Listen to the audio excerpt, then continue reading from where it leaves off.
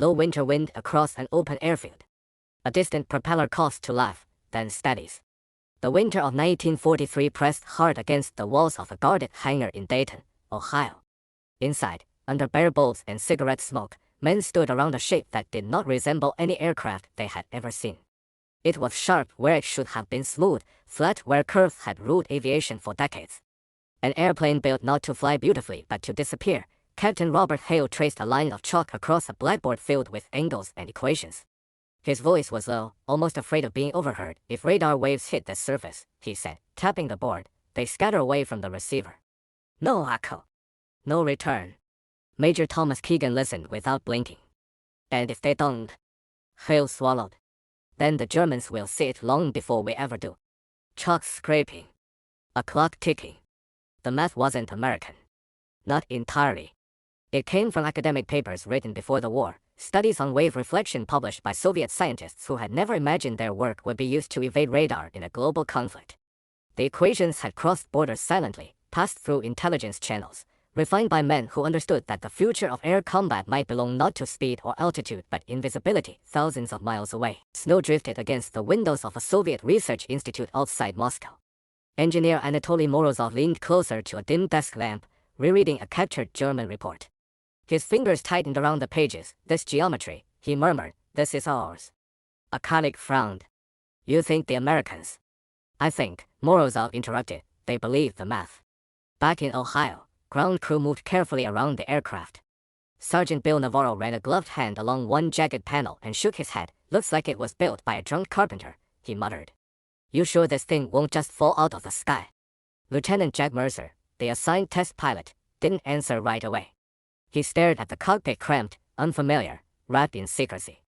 He had flown bombers over occupied France. He had seen flag tear wings apart. This plane, he finally said, is either the safest thing I'll ever fly, or the last. Metal ladder clanks. Canopy closing. The test flight was scheduled after sunset. Radar stations along the California coast were warned only that an unidentified aircraft might pass through their coverage. They were told to report everything. The engine roared unevenly as Mercer lifted off, the aircraft resisting him like a stubborn animal.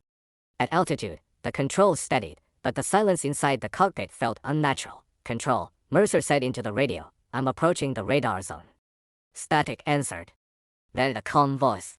Proceed. Below him, in darkened rooms filled with glowing green screens, radar operators leaned forward. Any contact? One asked, another shook his head slowly. Nothing. Sky's empty. At 30,000 feet, Mercer exhaled, his breath fogging the glass. They can't see me, he whispered, half in awe, half in fear. News of the test never left the room. But soon, similar aircraft began flying over the Atlantic, slipping through gaps that German radar operators could not explain. Brief engine noise. No return signal. In Berlin, a Luftwaffe officer slammed his fist on a table. Our equipment is flawless. Something is passing through and we are blind. On the Eastern Front, Soviet air defense units reported the same unsettling pattern. Morozov read the reports late at night, his stomach heavy. They didn't steal our weapon, he said quietly. They finished what we started. Low, distant thunder of war. As factories burned and armies clashed openly, something else moved above the battlefield, silent, unseen, built from fear, equations, and a belief that war could be fought from the shadows, and the sky, once crowded with death, began to hide its most dangerous secret. The low drone of engines fades into distant artillery. Anti-aircraft fire cracks somewhere below. By the autumn of 1944, the war had become a contest of exhaustion. Cities lay in ruins, supply lines were stretched thin, and every side searched desperately for an advantage that could shorten the suffering. High above the chaos, the strange, angular aircraft returned again and again, flying missions that would never appear in newspapers or victory posters. Lieutenant Jack Mercer guided the plane across the night sky toward the Ruhr Valley. Below him, searchlights stabbed upward, sweeping blindly. They know something's there, he said quietly into the radio. They just don't know what. Flak erupted anyway, black bursts blooming far below his altitude. The gunners fired, on instinct, on fear, on the certainty that the enemy must be somewhere above them. Mercer's hands tightened on the controls. One lucky shell was all it would take. Invisible did not mean invincible. In a dim operations room in England, intelligence officers studied fresh photographs delivered only hours after they were taken: submarine pens, rail yards, fuel depots. Targets that heavy bombers had failed to approach without catastrophic losses now lay exposed. This changes everything, one officer murmured, but on the ground, nothing changed at all. Soldiers still advanced through mud. Medics still worked under fire. The aircraft offered knowledge, not mercy. Wind rushes past the cockpit. Radio static. In Moscow, Anatoly Morozov stood before a line of uniformed men, blueprints spread across a long table.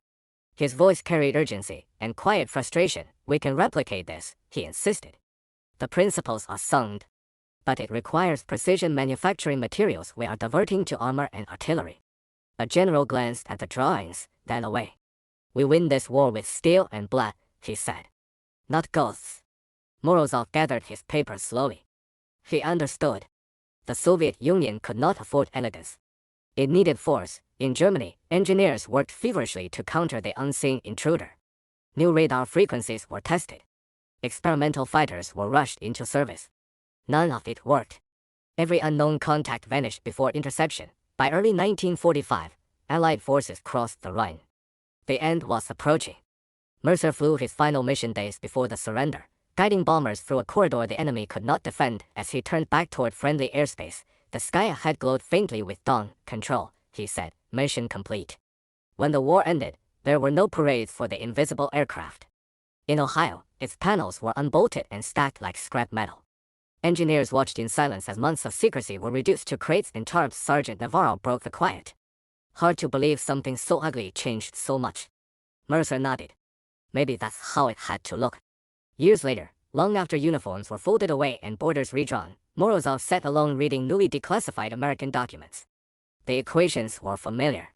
The applications were not. They used our own thinking, he said softly.